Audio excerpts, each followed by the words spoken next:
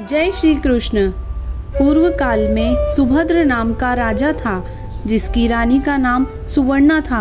राजा रानी को एक हस्ती नामक पुत्र था। एक बार राजपुत्र हस्ती धाय माँ के साथ गंगा जी स्नान करने गया।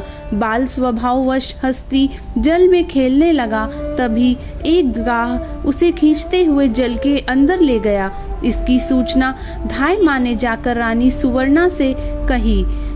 इस पर रानी ने क्रोधवश धाय के पुत्र को धधकते हुए आग में डाल दिया।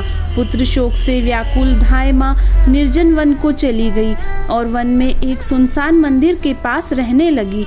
वन में सूखा तृण, धान्य, महुआ आदि जो मिलता खाती और मंदिर में विराजित शिव, पार्वती, गणेश जी का पूजन कर दिन व्यतीत करने लगी।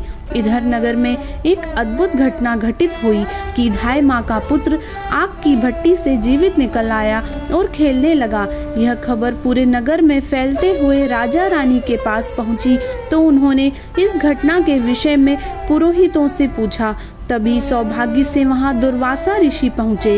राजा रानी ने ऋषि का पूजन कर धाय पुत्र के जीवित हो जाने का कारण पूछा, तो दुर्वासा जी ने कहा कि राजन, आपके डर से धाय जंगल में एकांत होकर व्रत करने लगी।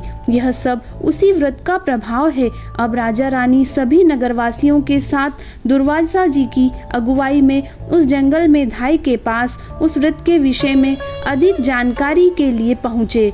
तब धाय ने कहा कि राजन, मैं पुत्र शोक से दुखित हो यहाँ आकर के रहने लगी और यहाँ व्रत ग्रहण कर भगवान शिव, माता पार्वती व गणेश जी, स्वामी कार्तिकेय का पूजन कर सूखा तृण, धान्य आदि खाकर रहने लगी।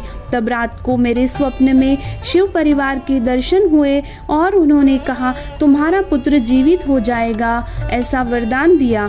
अब रानी ने व्रत की विधि विधान को पूछा, तो दुर्वासा जी ने हलषष्ठी व्रत की संपूर्ण विधि विधान बतलाया। राजा रानी ने हलषष्ठी व्रत की महिमा जानकर व्रत को किया। व्रत के प्रभाव से राजपुत्र हस्ती ग्रह के चुंगल से छूटकर खेलते हुए नगर आ गया। अपने पुत्र को पाकर राजा रानी सुखी हुए और धाय भी पुत्र के साथ प्रसन्न होकर निवास करने लगी। वही बालक हस्ती आगे चलकर परम प्रतापी हुआ और अपने नाम से हस्तिनापुर को बसाया। हे हलषष्ठी माता, ऐसे ही सब पर अपनी कृपा बनाए रखना। हलषष्ठी माता की जय।